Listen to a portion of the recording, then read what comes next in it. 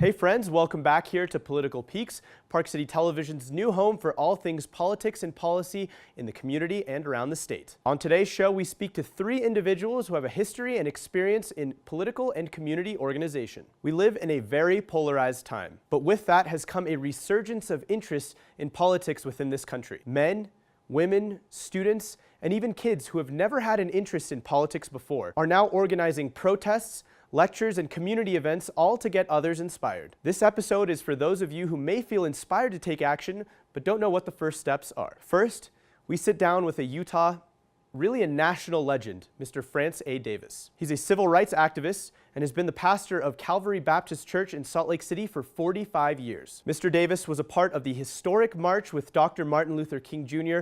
from Selma to Montgomery, Alabama, promoting equal voting rights. He was also instrumental in declaring Martin Luther King Jr. Day an official state holiday here in Utah. And in response, his church was riddled with gunshots. I asked him if he was ever afraid during those times. I've never had any moments of real fear except during the times that I was marching with Dr. King. And we were worried about whether the Klan was going to do something that they ought not do, or whether the Alabama National Guard with their Confederate flags were there to protect us or to do harm. When asked why it's so important to stand up to the powers that be and fight for those who are oppressed, he had this to say. Well, when we decide that we're going to sit down and do nothing, then nothing gets done. And in fact, the wheels seem to be turned backwards at that particular point. So somebody has to be vigilant and active and do something to bring about the positive change that is happening. Somebody has wisely said, people who have power never give it up voluntarily. It has to be wrenched or taken from them. And that's the importance of stepping up nowadays. In this time when our government, some of the people in the highest office in the land have just decided that people are not to be treated the same. Well, when it is not another person's cause, that's all the more reason that they ought to get involved. When I go and complain and it's my cause, they dismiss me simply as another troublemaker or a person that's just rabble-rousing. But when people who have no real vested interest get involved, then they tend to listen. The powers that be tend to listen more to them.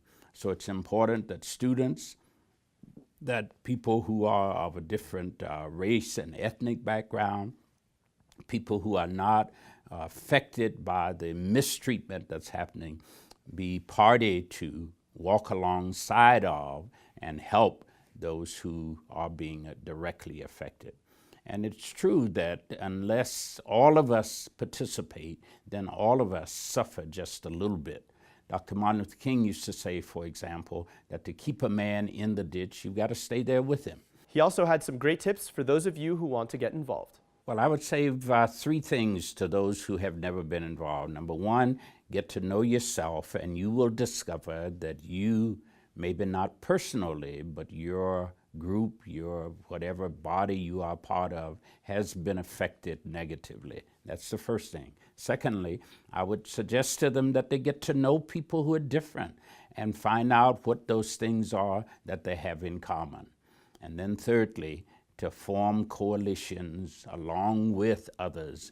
Get involved a little bit at a time until you can get involved more. But what if I don't know much about politics or community organization? Well, as Alexander Castagno, Director of Operations for Voterize Utah, puts it, chances are you have a skill that could be very useful and you may just not know it. A big question that came up even in my campaign was, a lot of people did want to get involved in one way or another, but they didn't know how. My answer to that is that everyone can get involved. There's a place for everyone, no matter how involved you want to get. There's no wrong answer. There's no wrong way to help. And if you want to help in a higher level, if you're more active, then you can go out and either help a candidate or help an organization like Voterize, and go out and register people, talk to people. You can canvass, knock doors. You can call people. You can fundraise. You can hold an open house. There's a long list. And then on the other side, if, you know, it can be a challenge to get out there and to really just talk to all these people. So on the other hand, you can also stay home, you can text people, you can call, you can also just simply drive volunteers around, or you can do data entry too. There's a place, there really is a place for everyone. And, you know, even if you think what you're doing is, you know, simple, or, oh, it doesn't make that much of a difference, it makes a huge difference, because we need volunteers. We need people to be active in any way that they can. And that's all right, you know, if you don't want to go out and make a huge impact, you don't want to go and run for office, that's totally fine, because most people don't want to do that, and it's a huge undertaking. But just playing that small part in your community or for an organization is going to make that much difference for that organization.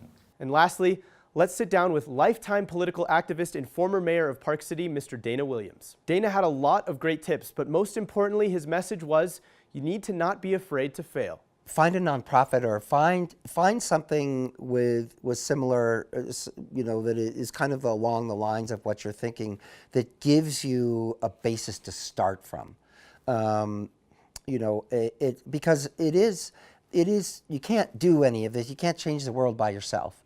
And so the idea of going and finding an area, well, this particular nonprofit, I'm interested in housing or social equity or something like that, so I want to put my time into this, so that you start getting around people, and then you start learning the mechanics. And the mechanics are so fun. So I think the idea of finding people of like thought that can help you realize your voice is super helpful. And then go out and fail at something. You know, try something that you probably know going in, I don't have a chance of this being successful, but that the idea of doing it, so that you learn that, you know, it is about your willingness to step up and not about whether you necessarily win. But I do think that it's worthwhile to actually participate in something and try something. If you see something on the agenda with a city council meeting, it doesn't matter if you blow it. Just go try it.